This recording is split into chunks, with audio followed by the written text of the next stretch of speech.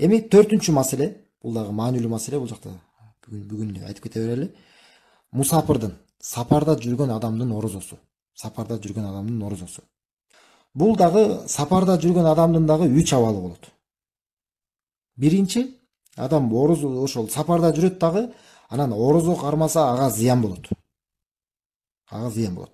Бул эмне кылыш керек? Шариатта бул адам орозо кармабаганга, оозун ачканга милдеттүү. Сөзсүз түрдө бул эмне кылыш керек? Оозун ачыш керек болот.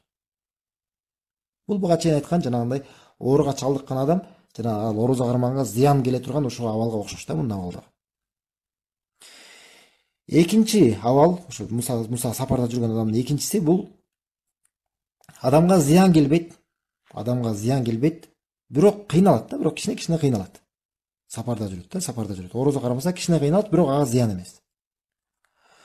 Бул адамга жакшыраак болот бул орозо ачкан, оозун ачкан. Анткени кыйналгандан кийин болду. Адам өзүн кыйнабаган жакшыраак. Анткени Аллах Таалага жеңилдеткен болот. Аллах Таала Куранда айтат: "Ау аля сафарин фаидату мин аямин ухар."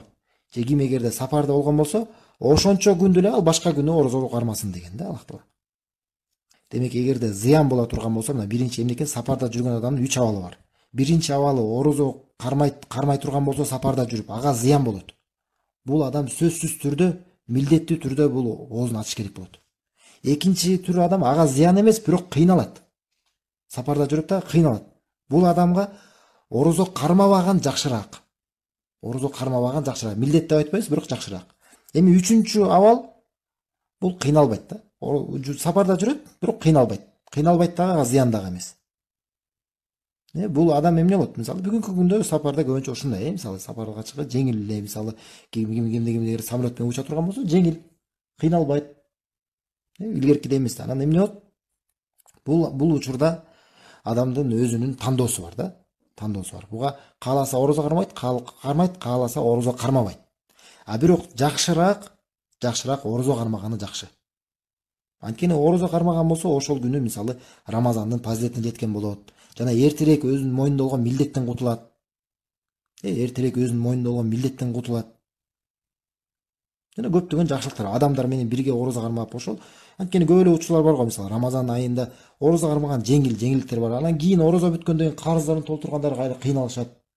Кайра карызын кармаш керек өзүнчө. Бул жакта ошондой да. Бирок эгерде сапарда жүрүп, эгерде адам кыйнала турган болсо, зыян боло турган болсо, анда сөзсүз милдеттүү түрдө оозун ачыш керек болот.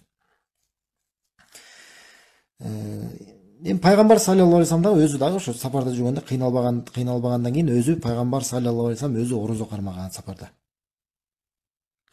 Эми качан кайра ошо карысын толтуруш керек болот? Кийин мисалы адам ооруга чалдыкты же болбосо сапарда жүрдү, кийин кайткандан кийин качан орозосун ошо толтуруш керек? Ошо казасын качан кармайт? Казасын толтуруу бул шейхтер айтып коет, сыям важибун мувассия деп коет. Бул жакта адамга тандоо бар. Эми адамда кандай? Адам өзү каалаган убакытта орозо кармаса болот. Кийинки эң башкысы кийинки Рамазанга чейин кечиктирген болбойт. Кийинки Рамазанга чейин жеткирбеш керек. Мисалы караса, элестетсеңер, бир адамдын Рамазан айында мисалы 5 күн карысы бар да, сапарда жүрдү дагы, анан орозо кармаган жок. Анан Рамазан айы бүткөндөн кийин, ошол Рамазан айы бүтөрү менен сен орозо кармашың керек деп айтабызбы? Жок. Андайга милдет эмес.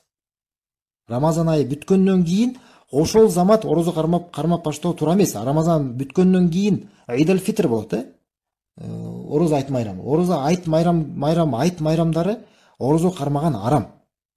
Анан экинчи күнү, андан кийин орозо айт майрам 1 күн болот. Андан кийин эртеси күнү орозо кармап баштаса уруксат, ошол күнү баштала берет дагы. Анан же болбосо кааласа 1 айдан кийин кармайбы, 2 айдан кийин кармайбы, өзүнүн тандоосу бар да, өзүнүн каалоосу менен кармай берет. Эң башкысы кийинки Рамазанга чейин жетпеш керек. Кийинки Рамазанга жетип кала турган болсо, анда эмне болот? Анда адам тобо кылыш керек болот. Анда адам күнөө болгон болот. Кийинки Рамазанга чейин кечиктирип салган болсо.